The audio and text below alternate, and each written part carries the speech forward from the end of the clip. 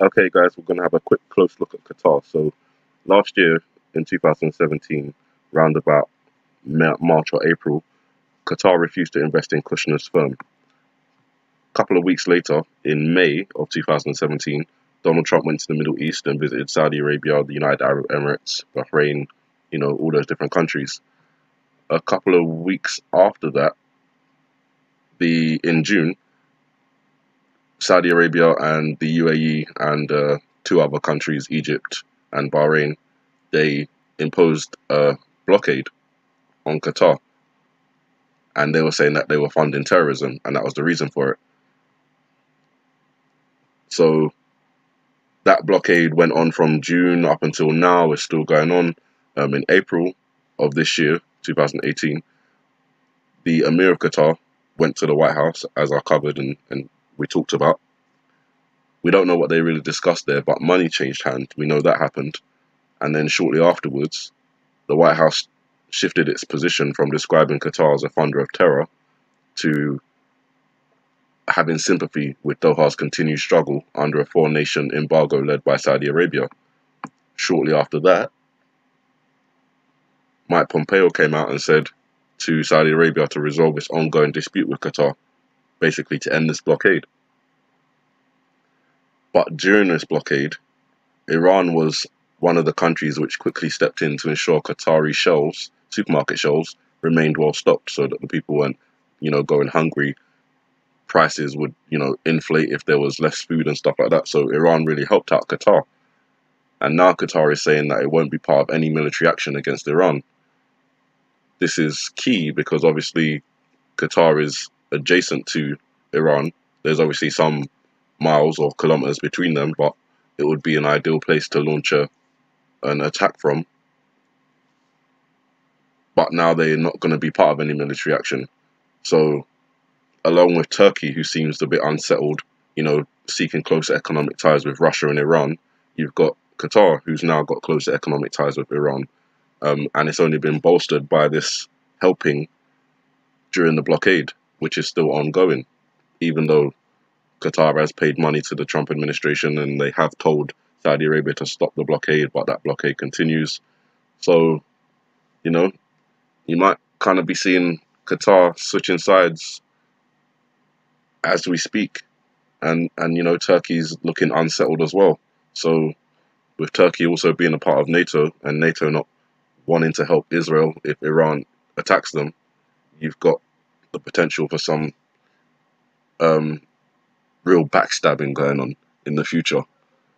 And then you've got the Syrian president Assad meeting with Kim Jong Un days before Kim Jong Un is supposed to meet with US President Donald Trump in Singapore on June 12th. So his meeting is going to be next week sometime. Could be middle of the week, like 6th of June, maybe near the end of week, 8th of June. But sometime next week, Assad is going to North Korea. And obviously, Assad has got issues with the USA. He wants the USA out of his country. Building up his army in the area, ready in the east of Syria, ready to kind of go against these US-backed forces, Kurdish forces, that are sitting on oil reserves at the Euphrates and the Deir Zors, which it all really comes down to. So the meeting between him and Kim Jong-un, days before he's supposed to meet with Trump, is going to be interesting. And obviously there's a lot of first-time leaders going to other leaders' countries happening this year. The guy who visited the White House is not a leader, but he's obviously a high-level official, and that's the first time anyone from North Korea high level has been inside the White House. So there's a lot of things going on, and you kind of have to wonder, what is this all about? And then you've got the last story, which is Israel being involved in the largest international Navy exercise, which is scheduled between June 27th and August the 2nd. It's called RIMPAC, and it will take place off the coast of Hawaii. Countries that are involved will be Brazil, Sri Lanka, Vietnam, Australia, Brunei, Canada, Chile, Colombia, France, Germany, India, Indonesia, Japan, Malaysia, Mexico, Netherlands, New Zealand, Peru, South Korea, the Philippines, Singapore, Thailand, Tonga, and the United Kingdom. China was uninvited because of their ongoing militarization of the disputed Spratly Islands in the South China Sea. But that's a lot of countries involved in a pretty big exercise involving quite a lot of ships and jets and personnel.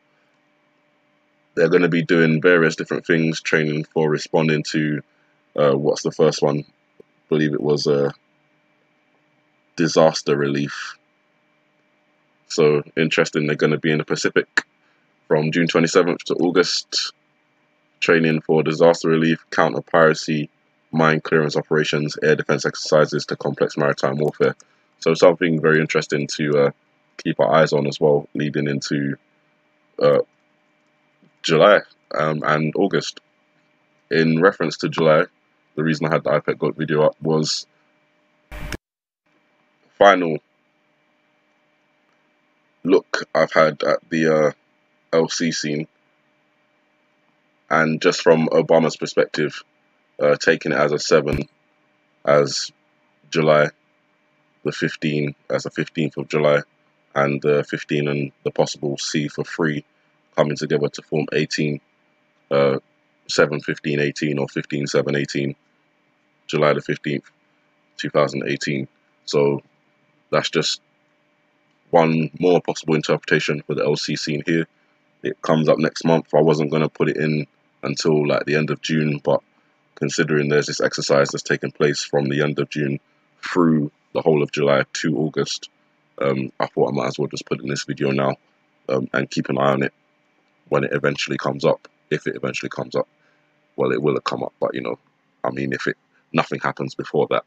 So that's all the information. I think it's interesting how the events have developed with Qatar, starting with a refusal to invest in Kushner's firm. Kind of abuse of power there, if I do say so myself, and that's kind of led to Qatar now not wanting to be part of any military action. So you can see how, like, the butterfly effect, it's like one little thing here causes a massive thing down the road, and it's taken a year for it to go from that situation to this situation, and it's just gonna devolve even more. So you guys have a good morning, good afternoon, good evening, God bless, and watch out for this meeting between these two next week.